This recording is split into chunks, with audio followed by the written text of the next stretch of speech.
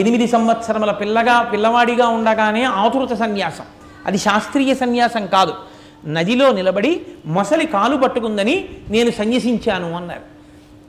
ఇప్పుడు శాస్త్రీయ సన్యాసం ఇవ్వాలి. పుట్టినవాడు సాక్షాత్ పరమేశ్వరుడు.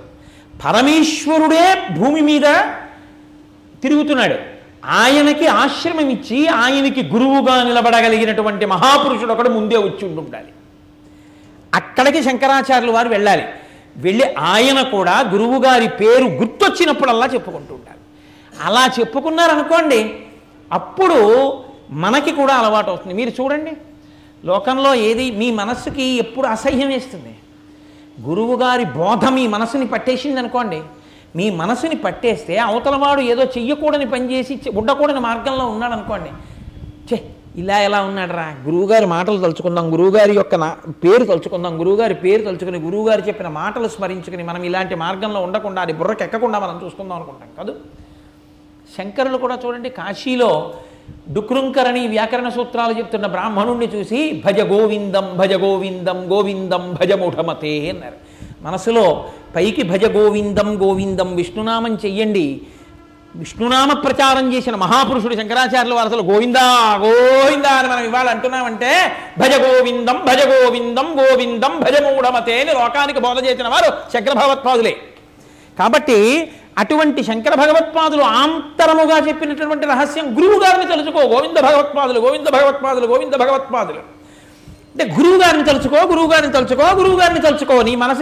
నీ మనసు మీద ఇటువంటి చెడు ప్రభావం ఉండకుండా ఉండాలంటే అంత గొప్ప గురు పరంపరలోకి రావాలి. ఇప్పుడు ముందటువంటి పరంపర వచ్చి ఉంటే అందులోకి శంకరాచార్యుల వారు పెడతారు. ఇప్పుడు లేకపోతే మనకు ఆదర్శం ఎలా కుదురుతుంది? శంకరాచార్యుల వారికే గురువు లేడండి, నాకు మాత్రం లేకపోతే వచ్చే నష్టం ఏమిటంటాం? గురుర్ బ్రహ్మ గురుర్ విష్ణు గురుర్దేవో మహేశ్వర గురు సాక్షాత్ పరబ్రహ్మ తస్మై శ్రీ గురవే నమః. గురువు లేని విద్య గుడ్డి విద్య. గురువు గారి పేరు చెప్పేటప్పటికి పడిపోవాలి కింద. గురువు గారి పేరు చెప్తే నమస్కారం చేయాలి. అంతటి గురుభక్తి కలగాలి అంటే శంకరాచార్యుల వారు కూడా అంత గురుభక్తిని లోకానికి ప్రచారం చేయాలి. అంతటి మహాపురుషుడు ఒకడు వచ్చి ఉండాలి అంతకు ముందే. లేకపోతే శంకరాచార్యుల వారు ఎక్కడి నుంచి తీసుకుంటారు స్వీకారం, ఆశ్రమ స్వీకారం? అందుకే చూడండి, మనం శంకరుల గురించి ఎక్కడ చెప్పినా ఎప్పుడు చెప్పినా ఒక మాట చెప్తాం. నారాయణం పద్మభువం వశిష్టం శక్తించ తత్పుత్ర పరాశరంచ వ్యాసం శుకం గౌడపాదం మహాంతం గోవీంద్ర యోగీంద్ర మతాస్య శిష్యం అంటాం. శంకరాచార్యుల వారి యొక్క గురు పరంపర చెప్పేటప్పుడు ఈ శ్లోకం చెప్తాం. కంచి విడితే కామాక్షి అమ్మవారి దేవాలయంలో ఉన్నటువంటి శంకరాచార్య స్వామి వారి దేవస్థానంలో పైన ఈ మూర్తులని గురు పరంపర అంతా వరుస క్రమంలో ఉంటుంది. ఇదే ఇంకొకలా కూడా అంటారు. సదాశివసమారంభాం శంకరాచార్య మధ్యమాం అస్మదాచార్య పర్యంతాం వందే గురు పరంపరాం అంటాం. పరమశివుడు కూడా మొదటి గురువు, దక్షిణామూర్తి. కానీ నోటితో చెప్పినది లేదు. నారాయణం నోటితో చెప్పితే తప్ప అందరూ ఉద్ధరింపబడరు. అందరూ ఉద్ధరింపబడడానికి ముందు నోరు విప్పి మాట్లాడిన గురుస్వరూపం నారాయణ స్వరూపం. మహానుభావుడు శ్రీ మహావిష్ణువు నారాయణ స్వరూపంగా ఉండి అసలు ఈ లోకమంతా తరించడానికి మార్గాన్ని మొదటి ప్రబోధం చేశారు ఆయన. ఆయనే వేదం ఇచ్చారు. వేదమే ప్రమాణం. కాబట్టి ఆ నారాయణుడు వేదాన్ని చతుర్ముఖ బ్రహ్మగారికి ఇచ్చారు. కాబట్టి నారాయణం మొదటి గురువు. పద్మభువం పద్మము నుంచి పుట్టినటువంటి బ్రహ్మగారు ఆయనకు అందింది. ఇప్పుడు పద్మభువం చతుర్ముఖుడైనటువంటి చతుర్ముఖ బ్రహ్మగారు కూడా నోరు విప్పి ఎప్పుడు వేదాన్ని చదువుతూ సృష్టి చేస్తారు. కాబట్టి నారాయణం పద్మభువం వశిష్టం మారిపోయింది. ఇక్కడికి వచ్చేప్పటికి నారాయణం పద్మభువం దేవతా స్వరూపాలు, బ్రహ్మగారు విష్ణువు. వశిష్టం మనుష్యులు అనకూడదు, ఋషులది వేరైనటువంటి స్థితి. ఎందుకంటే మనకి కొన్ని తెగలు చెప్తారు. అందులో ఒకటి దేవతా సంబంధమైనటువంటిది ఒకటి, రెండవది మానుషం మనుష్య సంబంధం, 3 ఆసురం రాక్షస సంబంధం. ఈ 3 కాకుండా 4వ ఉంది, అదే ఆర్షం ఋషి. అందుకే ఋషికి తర్పణ ఉంది. అందుకే ఋషుల్ని మనుష్యులతో కలిపి చెప్పేయకూడదు, ఋషుల్ని వేరుగా చెప్తారు. ఆర్ష సంప్రదాయము అనడానికి కారణం ఏమిటంటే ఋషులు సమాధి ఎందు కూర్చుంటే వాళ్ళకి ఈశ్వరుడు యొక్క వాక్కులు వినపడ్డాయి. వాళ్ళు మంత్రద్రష్టలయ్యారు ఋషులు. వేదాహమేతం పురుషం మహాంతం ఆదిత్యవర్ణం తపసస్తు పారే సర్వాణి రూపాణి విచిత్య ధీర నామాని కృత్వాభివదంత్యదాస్తే అని. స్వతంత్రంగా మంత్రాలు రాసేయరు ఎవరును, అలా రాసేసుకోకూడదు. ఇప్పుడు కొత్తగా లోకంలో ఇదో విచిత్రమైన పోకడ బయలుదేరింది. లఘుగాయత్రి రాసేస్తున్నారు ఒక్కొక్క రూపం మీద ఒక్కొక్కటి. అలా ఉండదు, వేదప్రోక్తములు అయి ఉంటాయి. వేదప్రోక్తములైనటువంటి మంత్రములు ఎక్కడుంటాయో ఆ మంత్రములు ఋషులు ధ్యానమునందుండగా సమాధి ఎందు వారికి వినబడ్డ ఈశ్వరవాక్కుగా వాళ్ళు ఆ మంత్రమునకు ద్రష్టలయ్యారు. అందుకే ప్రతి మంత్రానికి ఋషి అని ఉంటారు. ఆ ఋషికి వినపడింది మొట్టమొదట, వాళ్ళు ప్రచారం చేశారు. ఆ ఋషులు మనుష్య జాతిలో కలపకుండా వేరే చెప్తారు. అందుకే ఋషి తర్పణ అని వేరే తర్పణ ఉంటుంది వాళ్ళకి. ఇందులో శంకరాచార్య స్వామి వారు వచ్చినటువంటి గురు పరంపరలో మొదటివి 2 దేవతా స్వరూపాలు, నారాయణం పద్మభువం, తర్వాత వశిష్ఠం ఋషి. వశిష్ఠుడు బ్రహ్మమానస పుత్రుడు, బ్రహ్మగారి యొక్క సంకల్పం చేత పుట్టాడు ఆయన. అందుకని ఆయన ఒక కారణజన్ముడు, మహానుభావుడు. ఆ వశిష్ఠుడు లోకమునకు ఎంతో గొప్ప ఉపకారం చేశాడు. చిత్రం ఏమిటంటే నారాయణుని యొక్క నాభికమలంలోంచి వచ్చిన వారు బ్రహ్మగారు, బ్రహ్మగారి సంకల్పం చేత పుట్టినవాడు వశిష్ఠుడు. ఈ వశిష్ఠుడు ఋషిగా ఉండి తనకన్నా ముందు ఉన్నటువంటి నారాయణ స్వరూపం రామచంద్రమూర్తిగా వస్తే రామచంద్రమూర్తికి గురుస్వరూపంగా నిల్చున్నారు వశిష్ఠుడు. అది ఆయన గొప్పతనం. నిలబడడం కాదు, ఆనాటి నుంచి ఈనాటి వరకు అద్వైత సంప్రదాయంలో అత్యద్భుతమైన గ్రంథంగా చెప్పబడేది శ్రీరామాయణం కన్నా కూడా అద్వైతంలో విఖ్యాతి వహించినటువంటి గ్రంథం అదిగో మనకి యోగవాసిష్టం, జ్ఞానవాసిష్టం అంటారు. ఆ యోగవాసిష్టాన్ని రామచంద్రమూర్తికి చెప్పినటువంటి వారు వశిష్ఠ మహర్షి. కాబట్టి ఆ వశిష్ఠుడు లోకానికి అంత గొప్ప స్థితిని అందించాడు. రామచంద్రమూర్తికి గురువు అయ్యాడు. లోకానికి నడవడి నేర్పినటువంటి వాడు రామచంద్రమూర్తి మనుష్యుడిగా వచ్చి. అలా నడవడి నేర్పినటువంటి మనుష్యుడైన రాముడికి నడవడి నేర్పినవాడు వశిష్ఠుడు. ఆ వశిష్ఠుడు ముందున్న నారాయణుడు రాముడిగా వస్తే రాముడికి గురువుగా నిలబడ్డారు. అంత గొప్పవాడు వశిష్ఠుడు. కాబట్టి నారాయణం పద్మభువం వశిష్ఠం శక్తించ. ఆ వశిష్ఠుడి యొక్క కొడుకు శక్తి. ఇక్కడ వరకు మీరు ఒకటి గమనించాలి, కొడుకులు పెడుతోంది గురు పరంపర. నారాయణుని నాభికమలంలోంచి బ్రహ్మగారు, బ్రహ్మగారి మనస్సంకల్పం చేత వశిష్ఠుడు, వశిష్ఠుడి కొడుకు శక్తి. గురు పరంపర వెడుతోంది, దేవతా స్వరూపం ఋషి స్వరూపం వెడుతున్నాయి. తండ్రి కొడుకు అనుబంధంలో గురు సంప్రదాయం వెడుతోంది ఇక్కడ వరకు. కానీ గమ్మత్తు చూడండి, శక్తించ. ఈ శక్తి మహర్షి వశిష్ఠుడి యొక్క కొడుకు. ఈయన ఏం చేశారు అంటే ఒకానొకప్పుడు వశిష్ఠ మహర్షి ఒక రాజుకి శాపం ఇవ్వవలసి వచ్చింది. దానికి ఒక ప్రత్యేకమైనటువంటి కారణం ఉంది. ఈశ్వరుడి లీలలు చాలా విచిత్రంగా ఉంటాయి. మాయామానుష స్వరూపం ఒక్కొక్కరి శక్తిని తెలియజేయడం కోసం ఎంతటి వాళ్ళని భ్రమలో ఉంచుతూ ఉంటాడు. ఆయన సూర్యవంశంలో ఉన్నటువంటి రాజు వశిష్ఠుణ్ణి భోక్తగా నిర్ణయం చేసి తండ్రికి తద్దినం పెడుతున్నాడు. తండ్రికి తద్దినం పెడుతూ వంటవాడిని పిలిచి, ఆ రోజుల్లో మాంసం ఉండేవారు. అంటే ఇప్పుడు తినచ్చా అండి, బ్రాహ్మణులు కూడా నడక్కండి, గారె మాత్రమే తినమన్నారు. కలియుగంలో బ్రాహ్మణుడు తినకూడదని చెప్పారు. కాబట్టి ఆ రోజుల్లో మాంసం వండమంటే వంటవాడు మాంసం వండుతుంటే రాజుని పాడి చేయడం కోసం ఒక రాక్షసుడు వంటవాడి రూపంలో వంటశాలలోకి వెళ్ళి మనుష్య మాంసాన్ని వడ్డిపెట్టాడు. అది తెచ్చి రాజు తెలియక వశిష్ఠుడి విస్తట్లో వేశాడు. త్రికాలవేది అయినటువంటి వశిష్ఠుడు రాజు తనకి నరమాంసం వడ్డించాడు అని గుర్తించి నీవు రాక్షసుడు వగుదువుగాక అని శపించాడు. మీరు వెంటనే ఒక మాట అడుగుతారు, నాకు తెలుసు, ఏమండి త్రికాలవేది వడ్డించింది నరమాంసం అని తెలుసుకున్నవాడు రాజు వడ్డించింది కాదని తెలుసుకోలేడా అని అడుగుతారు. వశిష్ఠుడంతటి వాడు మాయలో పడ్డాడు అంటే ఏదో గొప్పది జరగడానికి ఈశ్వరుడు తన మాయని ప్రయోగించాడు అని మీరు గుర్తించవలసి ఉంటుంది. ఇప్పుడు ఆయన రాక్షసుడు అయ్యాడు. రాక్షసుడవుతూ ఆయనకి కోపం వచ్చింది. ఏ పాపం తెలియని నన్ను శపిస్తావా, గురువు అయినా నిన్ను శపిస్తానని నీళ్లు తీసుకుని మంత్రోచ్చాటనం చేశాడు. మంత్రి గారు వచ్చి అన్నాడు, గురువు గారిని శపిస్తే పుట్టగతులు ఉండవురా, తప్పో ఒప్పో అన్నారు గురువుగారు. అనుభవించడమే. గురువు గారిని శపించడం ఏమిటన్నాడు. నిజమే, గురువుని శపించను, కానీ నీళ్ళు ఇప్పుడు మంత్రించేశాను, చల్లడమే తర్వాయి. ఇప్పుడు గురువు మీద చల్లను. ఎక్కడ వేస్తే అక్కడ భూమి వేడెక్కుతుంది, కాలుతుంది. కాబట్టి ఎక్కడా చల్లుకోను నా కాళ్ళ మీదే పోసుకుంటానని తన పాదాల మీద పోసుకుంటే పాదాలు కాలి బొబ్బలెక్కిపోయాయి. కల్మషపాదుడు అయ్యాడు ఆయన ఆ రాజుని కల్మషపాదుడు అంటారు. ఆయన రాక్షసుడిగా తిరుగుతూ ఒకసారి వశిష్ఠ మహర్షి కొడుకుల్ని తినేసే ప్రయత్నంలో వశిష్ఠుని యొక్క కొడుకైన శక్తి మహర్షి దగ్గరికి వెళ్ళి నిలబడ్డారు. ఆయన బ్రహ్మ తేజస్సు చూడగానే ఈయనకున్న రాక్షసత్వమే పోయింది. అసలు పోయి మళ్ళీ రాజు అయిపోయాడు అంతే. ఆయన సాత్విక బుద్ధి ఆయనకు వచ్చేసింది. అంటే శక్తి మహర్షి ముందు నిలబడిన మాత్రం చేత ఒక రాక్షసుడికి రాక్షసత్వమే పోయిందంటే ఆయన ఎంత బ్రహ్మతేజోమయుడో, ఎంతటి బ్రహ్మజ్ఞానో మీరు ఆలోచించండి.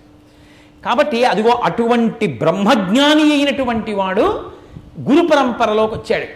కాబట్టి నారాయణం పద్మభువం వశిష్టం శక్తించ తత్పుత్ర పరాశరంచ.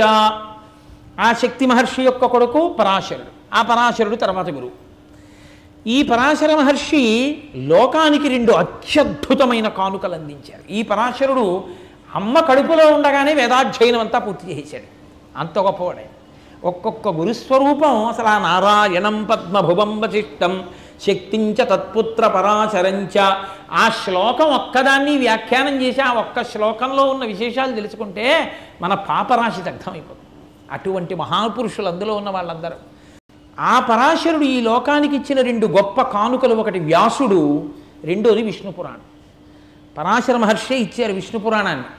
అలాగే మనకి వ్యాస భగవానుడిని అనుగ్రహించిన వారు కూడా పరాశర మహర్షి.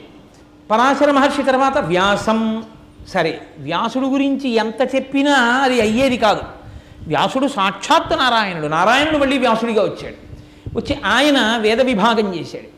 వేద విభాగం చేసి 18 పురాణములకు కర్త అయి లోకమునకంతటికి ధర్మాన్ని ప్రబోధం చేశాడు. అనేక చోట్ల మహాభారతాది గ్రంథముల యందు, ఇతిహాసముల యందు ధర్మరక్షణ కొరకు తానే పూనుకున్నాడు. కాబట్టి శక్తించ తత్పుత్ర పరాశరంచ వ్యాసం. ఆ వ్యాసుని యొక్క కొడుకు శుకం. ఇక్కడ వరకు మీరు ఒకటి గమనించాలి. ఋషి సంతతి వెడుతోంది. ఈ ఋషి సంతతిలో తండ్రి కొడుకు తండ్రి కొడుకు తండ్రి కొడుకు ఇలాగే వెడుతోంది గురు పరంపర. ఇప్పుడు మహానుభావుడు శుకుడు వచ్చాడు. ఈ శుకుడు బ్రహ్మజ్ఞాని. పుట్టుకతోనే ఆయనకి అసలు అమ్మ నాన్న ఏ వ్యామోహం లేదు, అసలు లోకంతో సంగమే లేదు. పుట్టుకతోనే బ్రహ్మజ్ఞాని. ఆయన అపురూపమైన సృష్టి. పరమేశ్వరుడు అప్పుడప్పుడు అజ్ఞానం ఉన్న వాళ్ళని కోట్ల మందిని సృష్టించాను, ఒక్క బ్రహ్మజ్ఞానిని కూడా సృష్టించి చూపిద్దామని సృష్టిస్తే అలా వచ్చిన అపురూపమైన స్వరూపం శుకబ్రహ్మ. ఆయన ఒక ఆవు పాలు పితికినంతసేపు కూడా ఒక ఊళ్ళో ఉండరు. ఎందుకు ఉండరు అంటే అంతకన్నా ఎక్కువసేపు ఉంటే ఆ ఊళ్ళో వాళ్ళతో పరిచయం వస్తుంది. పరిచయం వస్తే మనసులో కెడతారు, ఎందుకు వచ్చిన గొడవని వెళ్ళిపోతారు. ఆయన అంతటి వైరాగ్య సంపన్నుడు, బట్టే కట్టుకోనివాడు. శుకుడు గురించి ఒక మాట చెప్తారు. 5 ఏళ్ల ప్రాయంలో వెళ్ళిపోతున్నాడు అడవిలో. వెనక తండ్రి వ్యాసుడు పుత్రా పుత్రా పుత్రా అని అరుస్తున్నాడు. అప్సరసలు స్నానం చేస్తున్నారు నీటిలో. వాళ్ళు శుకబ్రహ్మ వెడుతున్నారు అని గబగబా లేచి వచ్చి ఒంటి మీద బట్ట లేకుండా నమస్కారం చేశారు. వెళ్ళిపోయాడు ఆయన. వెనక వ్యాసుడు వస్తున్నాడు. ఆ వ్యాసుడు కృష్ణాజినం కట్టుకుని ఉన్నాడు. కృష్ణాజినం కట్టుకుని పరిగెడుతున్నాడు పుత్రా పుత్రా అంటూ. వ్యాసుడు వస్తున్నాడు, బట్ట కట్టుకోండి అని వీళ్ళందరూ బట్ట కట్టుకుని నమస్కారం చేశారు. వ్యాసుడు ఆగి అన్నాడు, నేను వృద్ధుణ్ణి, నన్ను చూసి బట్ట కట్టుకున్నారు. నా వాడు కొడుకు చిన్నవాడు, వాణ్ణి చూసి బట్ట కట్టుకోకుండా నమస్కారం చేశారు, ఎందుకు అలా చేశారని అడిగారు. నీ కొడుక్కి బ్రహ్మం ఒక్కటే తెలిసి ఇంకొకటి తెలియదు, నీకు బ్రహ్మము కాకుండా చాలా తెలుసు, అందుకే నీకు నమస్కారం చేయలేదన్నారు. వ్యాసుడి కన్నా వ్యాసుడు కడుపున పుట్టిన శుకుడు అంత గొప్పవాడు. ఆయన ఆ పరంపరలో ఉన్న గురువు. అంటే అసలు ఎటువంటి గురు పరంపర మీరు ఆలోచించండి. అది అటువంటి గురు పరంపర. అందుకే ఆ పరంపర పేరు చెప్పి నమస్కరిస్తే చాలు, తరించిపోతాం. కాబట్టి వ్యాసం శుకం గౌడపాదం ఇక్కడ మారిపోయింది. శుకుడి కొడుకు గురువు అయ్యాడని లేదు గురు పరంపర. ఇక్కడ వరకు కొడుకులు గురు పరంపరలో వచ్చారు అని చెప్పచ్చు. కానీ శుకం తర్వాత వచ్చిన గౌడపాదం మహాంతం, మహాత్ముడైనటువంటి గౌడపాదుడు. ఈ గౌడపాదుడు గురు పరంపరలోకి వచ్చారు. మనం ఇక్కడ నుంచి సాధారణంగా ఏమంటామంటే గౌడపాద భగవత్పాదులు, గోవింద భగవత్పాదులు, శంకర భగవత్పాదులు అంటాం. అలా అనడానికి ఒక కారణం ఉంది. భగవంతుడి పాదములు అందేటట్టు చెయ్యగలిగిన పాదములు కలిగినటువంటి మహాపురుషుడు కాబట్టి ఆయన భగవత్పాదులని పిలుస్తాం. అందుకని శంకర భగవత్పాదులు. అక్కడికి వచ్చేటప్పటికి శుకం, తర్వాత గౌడపాదం, గౌడపాదులు వచ్చారు. ఎవరి గౌడపాదులు? ఆయనకి అసలు గౌడ అనేది దేశ సంబంధం, ఆయన పేరు ఏమిటో తెలియదు. ఎలా వచ్చారు మరి అంటే ఇక్కడ చాలా పెద్ద చమత్కారమే జరిగింది. శంకరాచార్య స్వామి వారి అవతారం రావడానికి ఎంత పెద్ద పునాది పడిందో చూడండి. ఎంత పెద్ద పునాది పడితే తప్ప శంకరులనే మహాహర్మ్యం కట్టడం కుదరదు. పతంజలి అని ఒక మహానుభావుడు, శ్రీ మహావిష్ణువు ఒకానొకప్పుడు కూర్చుని మంచి సంతోషాన్ని పొందారు. అద్వైత స్థితి అంటారు. గొప్ప ఆనందం పొందుతున్నారు ఆయన. ఆనందం పొందుతుంటే ఆయన కూర్చునేది, పడుకునేది, ఆయన గొడుగ్గా పట్టుకునేది శేషుడు కదా. ఆ శేషుడు అన్నాడు, మహానుభావ బరువెక్కిపోయావు, మొయ్యలేకపోతున్నాను, ఎందుకింత బరువెక్కావు అని అడిగాడు. అడిగితే విష్ణు అన్నారు, శివుడి నర్తనం నా హృదయంలో చూస్తున్నాను, శివుడు నర్తిస్తున్నాడు నా గుండెల్లో, శివుడు నా గుండెల్లో నర్తిస్తున్న కారణం చేత నా బరువు నువ్వు మొయ్యలేకపోయావు శేషా అన్నాడు. అంటే శేషుడు అన్నాడు, ఆ నర్తిస్తేనే మీరంతా ఆనందాన్ని పొంది బరువు అయిపోయారే, నేనెప్పుడు చూస్తానా శివనర్తనం అని అడిగాడు. అడిగితే పరమశివుడు అన్నాడు, ఎప్పుడో ఎందుకు చిదంబరం వెళ్ళు, నటరాజుగా నర్తిస్తూ ఉంటాడు, వెళ్ళి చూడన్నాడు. అంటే ఇప్పుడు శేషుడు ఈ భూమండలం మీద చిదంబర క్షేత్రానికి రావాలి. అందుకే చిదంబర క్షేత్రంలో నటరాజస్వామి వారికి యువతల పెరుమాళ్ళు అని శ్రీ మహావిష్ణువు ఉంటారు. అందుకే అక్కడికి వెళ్ళి అప్పయ్య దీక్షితుల వారు పొంగిపోయి మానాథుడు ఉమానాథుడు ఇక్కడే ఉన్నారు అని కీర్తన చేశారు. మా అంటే లక్ష్మీదేవి, మానాథుడు అంటే విష్ణువు, ఉమానాథుడు అంటే శివుడు. ఒక పరబ్రహ్మము రెండుగా ఇక్కడే ఉంది చిదంబరంలో అని స్తోత్రం చేశారు. అక్కడికి వెళ్ళాలి ఈ ఆదిశేషుడు. ఆదిశేషుడు వెళ్ళాలి కాబట్టి ఆయన పైనుంచి ఓ చిన్న పాము పిల్ల రూపంలో కింద పడుతున్నారు. పడేటప్పుడు చిత్రం ఏంటంటే అత్రి మహర్షి యొక్క వంశంలో పుట్టారు. శంకరాచార్యుల వారిది కూడా పూర్వాశ్రమంలో ఆత్రేయస గోత్రం, అలాగే పతంజలిది కూడా ఆత్రేయస గోత్రం. కాబట్టి పైనుంచి పడుతున్నాడు ఆయన. పడుతున్నప్పుడు అదే సమయంలో అత్రి పుత్రుడిగా పుట్టాలి కాబట్టి ఆయన భార్య సూర్యభగవానుండి ప్రార్థన చేస్తోంది. చేతిలో అంజలి ఘటించి నీరు పట్టుకుని, నాకు ఒక గొప్ప తేజోవంతుడు లోకమునకంతటికి భిక్ష పెట్టగలిగిన కొడుకు కావాలి అని నమస్కరిస్తోంది. అప్పుడు ఒక పావు రూపంలో వచ్చి చేతి మీద పడ్డాడు ఆయన. పత అంటే పడ్డాం, అంజలి, నేను అంజలి ఘటిస్తుండగా వచ్చి చేతి మీద పడ్డావు కాబట్టి నీకు పతంజలి అని పేరుంచుతున్నాను అంది ఆవిడ. ఆవిడ కడుపున పుట్టాడు ఆయన. ఇప్పుడు ఆయన ఒక చమత్కారం చేశాడు. అందుకే మీరు ఇప్పటికీ నటరాజస్వామి వారి మూర్తిని చూస్తే ఒక చిత్రం ఉంటుంది, మీరు కంచిలో చూడాలి. నటరాజస్వామి వారికి ఒక పక్కన పులిమొహం పైకుండి కింద మనుష్య శరీరం ఉన్నటువంటిది ఒకటి ఉంటుంది, పావు మొహం ఉండి మనుష్య శరీరం ఉన్నది ఒకటి ఉంటుంది. ఈ రెండు ఏమి క్రూరం కావు. ఒకరు వ్యాఘ్రపాదుడు, ఒకరు పతంజలి, వాళ్ళిద్దరు. ఇందులో ఈ ఆదిశేషుడు చిదంబరాన్ని చేరుకున్నాడు. చేసుకుని పరమేశ్వర నర్తనం చూశాడు ఆయన. చూసి ఆయన అనుకున్నాడు, పరమేశ్వర నర్తనం చూసి ఆనందించడంలో గొప్పే ఉందిరా, శ్రీ మహావిష్ణువుకి సేవ చేశా, శయనంగా సేవ చేశాను, గొడుగుగా సేవ చేశాను, మహానుభావుడికి ఆసనంగా సేవ చేశాను, పరమశివుడికి కూడా నేను ఏదైనా ఒక గొప్ప సేవ చెయ్యాలి. పరమశివుడు ఇంత గొప్ప నర్తనం చేస్తాడు కదా, చూస్తూ కూర్చోవడం ఏమిట్రా, ఆయనతో కలిసి తిరగాలంటే, ఆయన నర్తిస్తున్నప్పుడు ఆయనలో నేను ఒక అంతర్భాగం అయిపోవాలంటే ఏం చెయ్యాలని ఆలోచించాను. నేను వెళ్ళి ఆయన పాదానికి ఒక గజ్జగా చుట్టుకుంటాను, పాదమంజీరంగా. ఆయన నర్తిస్తున్నప్పుడు ఆయన పాద విన్యాసంలో కదులుతాను నేను కూడా. అప్పుడు పరమశివుడి పాదములు కదులుతున్నప్పుడు ఆయన పాదములను పట్టుకుని నేను కదులుతాను, కదిలి తరిస్తానని ఆదిశేషుడు ఆయన పాదాన్ని పట్టుకున్నాడు. పట్టుకుని చిదంబరంలో ఆయన కదిలి ఆదిశేషుడు సంతోషించాడు. సంతోషించిన మహానుభావుడు ఒక సంకల్పం చేశాడు. పాణిని అని ఒక మహర్షి, ఆయన పరమశివుడు నర్తన చేసేటప్పుడు చేతిలో మ్రోగించినటువంటి ఢమరుకలోంచి వచ్చినటువంటి శబ్దాలతో మహేశ్వర సూత్ర రచన చేశాడు. అవి అందరికీ అందేవి కాదు, మహావిద్వాంసులు తప్ప వారిని తెలుసుకోలేరు అంటారు పెద్దలు. అటువంటి మహేశ్వర సూత్రములు అందరూ తెలుసుకోలేరు కాబట్టి దానికి వ్యాఖ్యానం చేసి లోకోపకారం చేయమన్నారు శ్రీ మహావిష్ణువు ఆదిశేషుడు బయలుదేరినప్పుడు. కాబట్టి ఇప్పుడు దానికి వ్యాకరణ భాష్యం ఇవ్వడం కోసమని మహాభాష్య రచన చేశారు. మహాభాష్య వ్యాఖ్యాపటుచయనమారూపయతివా అంటారు మూకశంకర్లు. మహాభాష్యము అంటారు దాన్ని. మహాభాష్య రచన చేశారు వ్యాకరణం పతంజలి. ఆయన ఈ లోకంలో ఉండేటటువంటి వారందరి యొక్క పాపములు పోవడం కోసమని మూడిచ్చారు. పాపము మూడిటితో జరుగుతుంది. మనో, వాక్, కాయ. మనసు చేత జరుగుతుంది, వాక్ నోటితో జరుగుతుంది, కాయ శరీరము వలన జరుగుతుంది. ఈ మూడు పోవడానికి ఆయన ఏమి ఇచ్చారంటే మనసుని నిగ్రహించడం కోసమని యోగ సూత్రములను ఇచ్చారు. అందుకే పతంజలి యోగ సూత్రం అంటారు. మనసుని ఎలా నిలబెట్టాలో, ఎలా ఈశ్వరుణ్ణి ధ్యానం చెయ్యాలో అన్నీ చెప్పిన మహానుభావుడు పతంజలి. అలాగే వాక్కు యందు దోషం రాకుండా వాక్య నిర్మాణము ఖచ్చితంగా ఉండేటట్టుగా అనుగ్రహించడం కోసమని ఆయన జనులకు ఇచ్చిన సాధనం వ్యాకరణ భాష్యం. అదే మహాభాష్యం. కాబట్టి వ్యాకరణాన్ని ఇచ్చారు.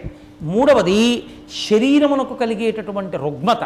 ఎంత మంచి మనసైనా, ఎంత మంచి మాట ఉన్నా ఆరోగ్యం పాడైందనుకోండి, ఏమి ఈశ్వరుణ్ణి సేవిస్తాడు? మోకాలు నొప్పి ఎక్కువైపోయిందనుకోండి, ఇక నేను కూర్చుని చేసే ప్రసంగాలు ఎలా కుదురుతాయి కదా? శరీరం అనుమతించాలి కదా. కాబట్టి శరీరం అనుమతించాలి అంటే శరీరమునకు వచ్చిన రోగాన్ని పోగొట్టడం కోసం ఆత్రేయ సంహిత ఇచ్చాడు. ఇచ్చి మనకి వైద్యం నేర్పాడు. ఈ మూడు పతంజలి ఈ లోకానికి ఇచ్చిన అనుగ్రహం. ఈ పతంజలి మహాభాష్యాన్ని చెప్పాలి శిష్యులకి. అందుకే ఆయన శివాలయంలోనే వ్యాకరణ పాఠం మొదలుపెట్టాడు. ఇప్పటికీ అందుకే వ్యాకరణం శివాలయంలో నేర్చుకోవడానికి వ్యాకరణ మంటపాలు ఉంటాయి. అది చిదంబరంలో శిష్యులకి నేర్పాలి. మహాభాష్యం నేర్పడం అంటే అంత తేలిక విషయం కాదు, కొన్ని సంవత్సరములు పడుతుంది. ఆయన మళ్ళీ ధ్యానంలోకి వెళ్ళిపోయి ఆత్మస్థితిలో నిలబడాలి. అందుకని ఈ పాఠం చెప్పడం చాలా కాలం పడుతుంది. శిష్యులకి ఎంతకాలం చెప్తాను? అందుకని 1000 మంది శిష్యుల్ని పిలిచి ఆయన ఒక 2 నియమాలు పెట్టారు. మీ అందరూ చుట్టూ కూర్చోండి 1000 మంది, నేను మధ్యలో కూర్చుంటాను. కానీ మీకు నేను కనపడను, నాకు మీరు కనపడరు. కనపడనటువంటి ఒక పెద్ద తెర చుట్టూ కట్టేస్తాను. 1000 మంది శిష్యులు చుట్టూ ఉంటారు కదా. ఆయన ఆదిశేషుడు కదా. 1000 పడగలతో 1000 తలలతో ఒక్కొక్క శిష్యుడు ఎదురుగుండా పాఠం చెప్పేస్తూ ఉంటారు. కానీ శేషుడు చెప్తున్నాడని శిష్యుడికి తెలియదు. కాబట్టి మీరు మాత్రం తెర ఎత్తకూడదు. తెర ఎత్తారో ఉపద్రవం వస్తుంది. ఆదిశేషుడి యొక్క గాలి, అది ఆ విషపు గాలికి భస్మం అయిపోతారు. కాబట్టి తెర ఎత్తకూడదు. గురువుగారు లోపల కూర్చుని పాఠం చెప్తున్నారు కదా, ఆ పడగ ఆ తల ఎదురుగుండా ఉన్నవాడు వినకుండా ఎక్కడికన్నా వెళ్ళిపోతే గురువుగారికి ఏం తెలుస్తుందిలే అని వెళ్ళిపోతారేమో పాఠం వినకుండా. అలా వెళ్ళిపోయిన వాడు బ్రహ్మరాక్షసు అవుతాడు. తెర ఎత్తకూడదు, తరగతి గది విడిచిపెట్టకూడదు. 2 నియమాలు పెట్టి లోపల కూర్చుని ఆయన 1000 తలలతో పాఠం చెప్తున్నారు.